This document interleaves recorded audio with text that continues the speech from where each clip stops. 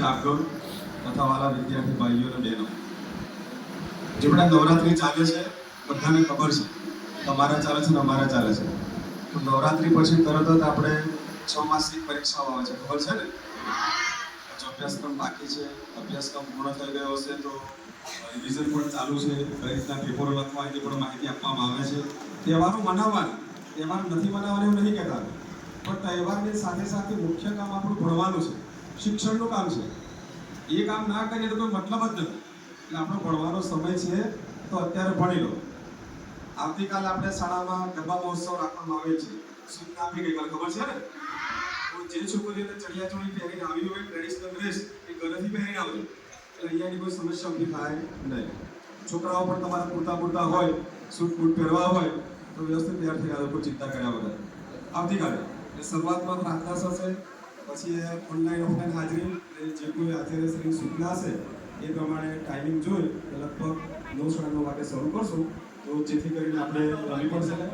કેટલા વાગે શરૂ કરવું? કેટલા વાગે? 9 વાગે. ઓકે, તો ગણતરી આપણી 9 થી 10:30 સુધી રાખવાની, 1 થી 1.5 કલાક.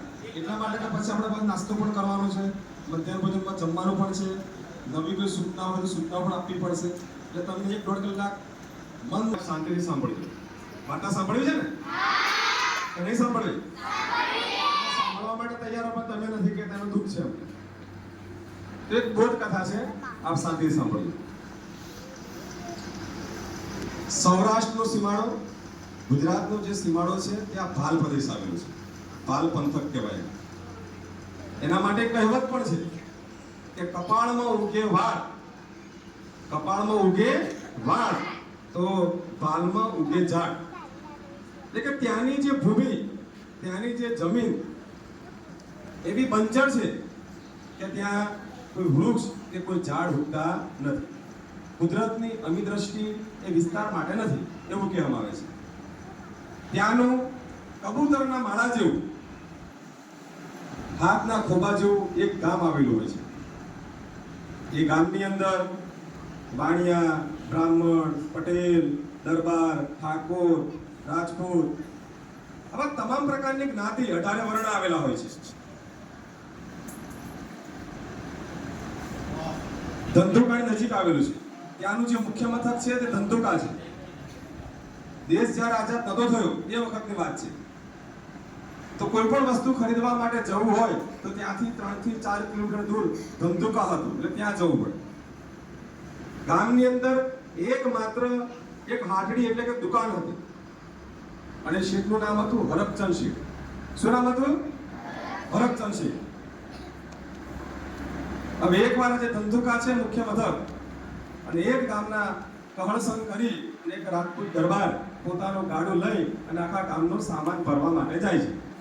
જેમ અત્યારે આ ટેમ્પા ને રેકડા ને ટ્રેક્ટર ને ચાલે છે, વાહનની હેરાફેરી, સામાનની હેરાફેરી કરવા માટે. એ વખતે બળદગાડા હતા. તો એ જ વખતે આ જે ધંધુકા છે ત્યાં હરકચંદ નામના જે શેઠ વાણિયા હોય છે તે સામાન લેવા માટે ગયા હોય છે. એટલે કહળસંગનું જે ગાડું છે એ ગાડાની અંદર આખા ગામનો જે બીજો જે સામાન હતો ફેરી કરવાની હતી એ બધો સામાન ભરેલો હતો. ગાડું આખું ભરાઈ ગયું. તો આ ગાડા ઉપર, આ કહળસંગ ઉપર હરકચંદ શેઠની નજર પડે છે. એમને એમ થાય છે કે આપણા ગામમાંથી આ ગાડું આવેલું છે તો ચાલો ને હું કપાસનું જે 2 મણનું જે કાચડી છે એ પોટલું અંદર મૂકી દઉં.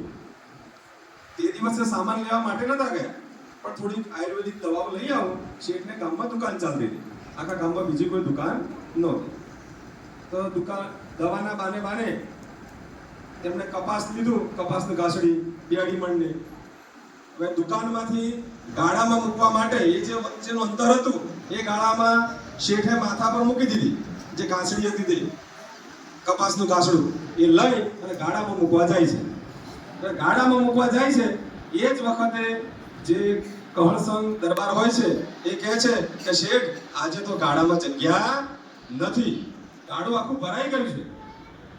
બળદોની જે ક્ષમતા છે લઈ જવાની એ ક્ષમતા ઓછી છે, એના કરતાં વધુ માલ ભર્યો છે, એટલે તમારો કોઈ કપાસ મુકાશે નહીં.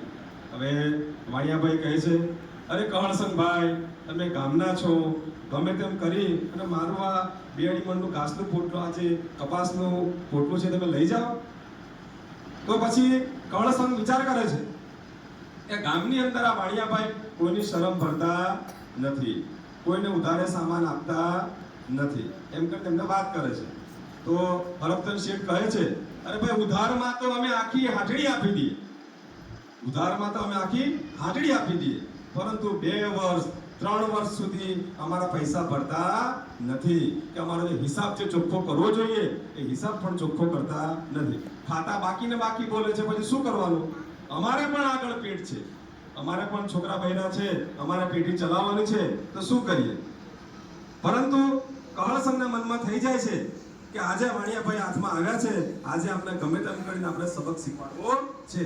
એટલે એ જ વખતે એ ધીમે રહી અને બળદની જે આર હોય છે એ લગામ ખેંચે છે, એટલે એકદમ બળદ ચાલતું પકડે છે બળદ ગાડા સાથે. તો એ જ વખતે હરખચંદ શેઠ કહે છે કે કર્ણસંઘભાઈ ઊભા રહો, મારું આ કપાસ લેતા જાઓ. પણ એક વખતે જે કર્ણસંઘ જે દરબાર હોય છે કહે છે કે અત્યારે બળદો મારા ઝાલ્યા રહેતા નથી, સંધિવા પાણીયાળા બળદો, એટલે કે જે બળદો અંદર તાકાત છે અત્યારે મારા કંટ્રોલમાં નથી, બળદો ઊભા રહેતા નથી. હવે આ જે ઘટના બને છે, આખા બજાર વચ્ચે શેઠની ફજેતી થઈ જાય છે. શેઠનું બહુ મોટું નામ અને 2 અડી મણનું પોટલું માથે હોય કપાસનું, અને દોડાદોડ થાય તો કેવી પરિસ્થિતિ થાય? એટલે બજારવાળાએ બધાએ જોયું કે જે કપાસનું જે પોટલું હતું કાસડી, એ કર્ણસંઘભાઈ અંદર ગાળામાં મૂકવા દેતા નથી. અને જે વેલા મોઢે એ જે વાણિયાભાઈ છે એ કપાસનું પોટલું લઈ અને પાછા આવે છે. અને આવે છે એટલે કે જેમ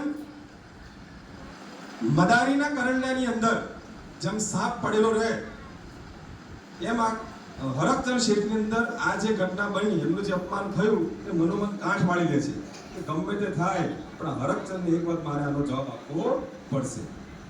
પછી આખા ગામમાં આખા પંથકમાં વાતો થઈ ગઈ કે ભાઈ કર્ણસંઘ જે દરબાર હતા એમના ગાડામાં હરખચંદ શેઠનો સામાન આજે મૂકવા દીધો નથી. એટલે આખા પંથકમાં વાતો થઈ ગઈ. શેઠને એવું થયું કે આજે હું બદનામ થયો.